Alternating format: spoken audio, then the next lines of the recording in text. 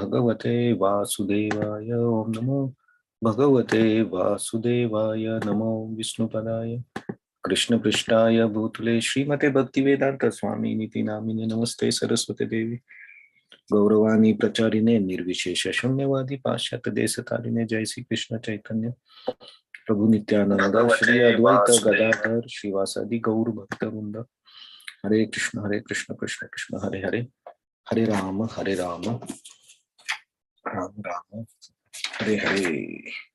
So Krishna is explaining about bhakti, and he is telling Arjuna that you act as per your dharma or as per your swabhav, because even if you try to avoid, you cannot avoid that. So on the same line, this verse is also Krishna is explaining the same, wants to convey to us the same message. So let's see this. Swabhava jena kaunteya. Swabhava jena kaunteya. Nibaddha svena karmana. Nibaddha svena karmana. Kartum nechasi anmohat. Kartum nechasi anmohat. Karishyasi avasho apitat. Karishyasi avasho apitat. Swabhava jena kaunteya. Nibaddha svena karmana. Kartum nechasi yan mohat. Karishyasya avasho apitat. स्वभावजेन कौन्तेय निबद्धस्वेन कर्मणा कर्तुं नेच्छसि यन्मोहात् करिष्यस्य वसोऽपितत्.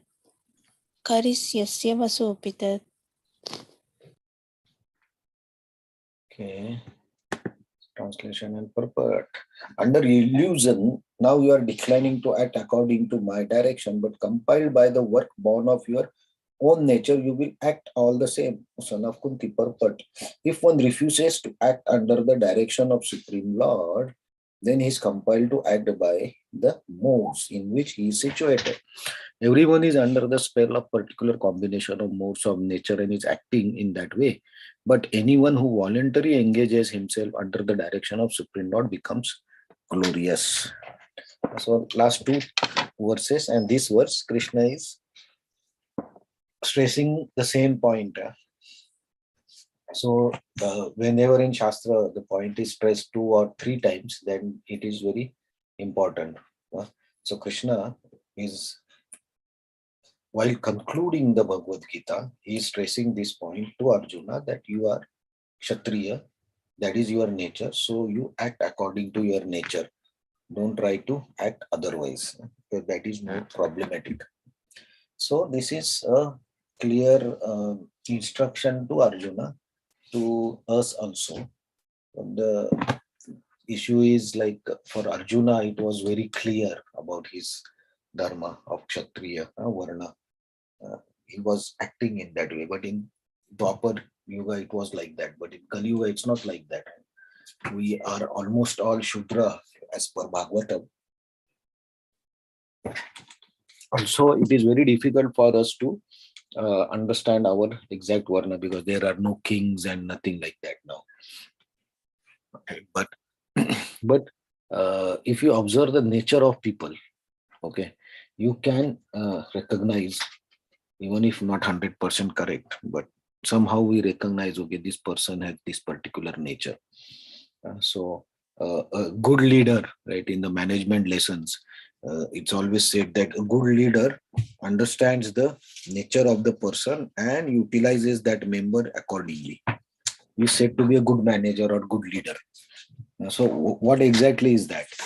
That is actually this understanding the nature of person, swabhav of person. So some persons are good in coding, for example. So a good manager will ask that person to do coding. Someone who is good in quality check, he will be checking check the quality of the programs. So a person, a manager who understands the swabhav or nature of person, he can engage the members in proper service or proper responsibility, actually, which helps that person also and the leader also. How it helps? The person who is working according to his nature will be engaged happily. He will be happy to do his work, so he will do his work properly.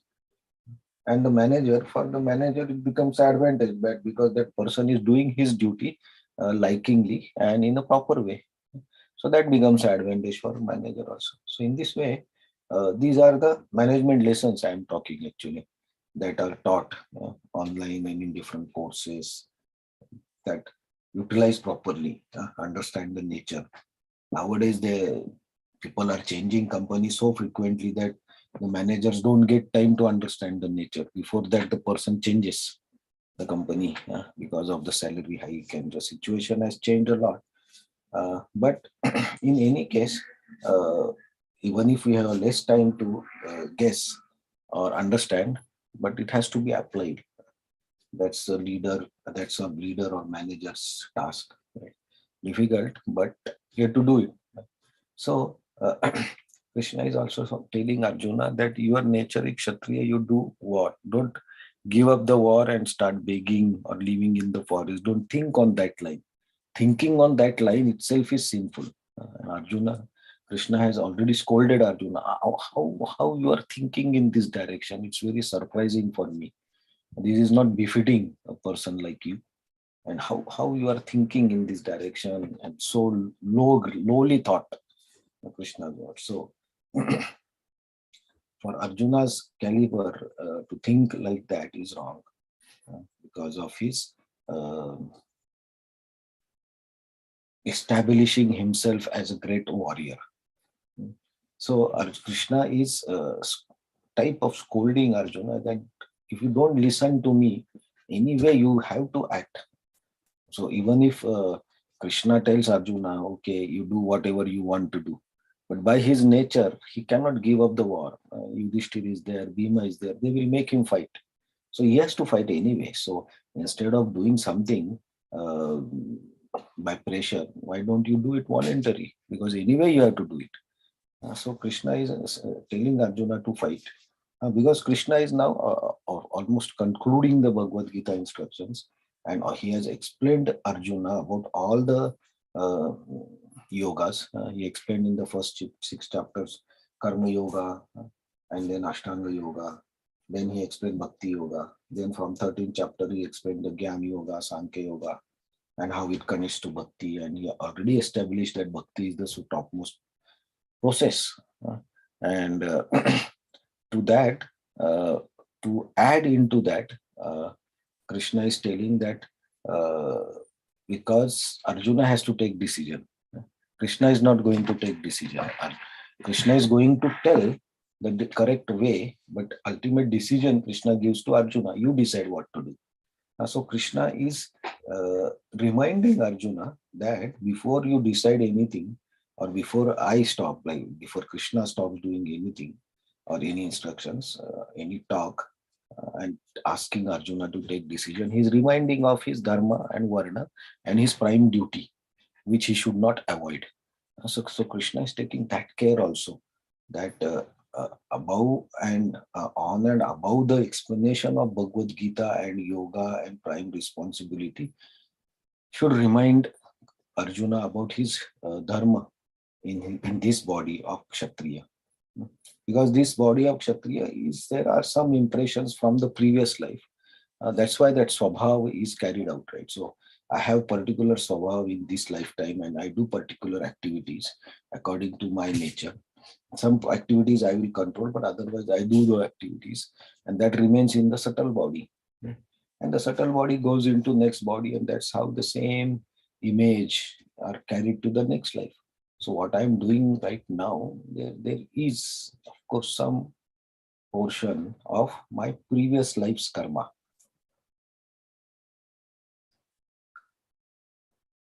that has come to me, and so I have to act. So similarly, Arjuna is a Kshatriya that is coming to him from his life, previous life. So I should do. And Krishna is also stressing that point. You listen to me. If you don't listen to me, it's a problem. Uh, because Krishna is present there and he don't want his friend to do wrong thing. So when we say friend, friend plus devotee. So Krishna never wants his devotee to go wrong. So for that, Krishna takes very hard steps, like he's scolding Arjuna. He's telling whole Bhagavad Gita to Arjuna so that he takes a correct decision. Similarly, Krishna, for his devotees, arranges the situations in which a devotee will take proper decisions.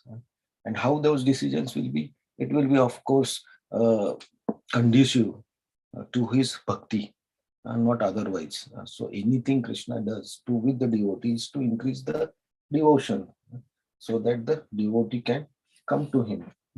So that is his always the goal. So he will act in that way only. So Arjuna, he's also telling that you please listen to me. What I am telling is for your benefit, and it's for your dharma, and it's your duty. Everything is again reminding Arjuna. Okay, so now from the next verse, Krishna will start about his own views, how he should act, so that he will not make mistakes, and that is actually the um, Krishna's instruction. So Krishna will start concluding his speech of instructions. That is all, of course, from Shastra. But now Krishna will give his own words or his own instruction to Arjuna, not from any Shastra or anything. So that is what we are going towards, the final instructions of Bhagavad Gita. So we'll see the next words tomorrow. Hare Krishna. Thank you very much. Any comments?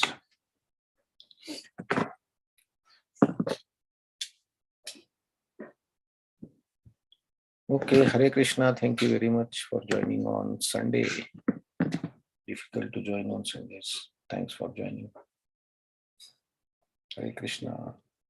Hare Krishna. Thank you so much. Thank you. Hare Krishna.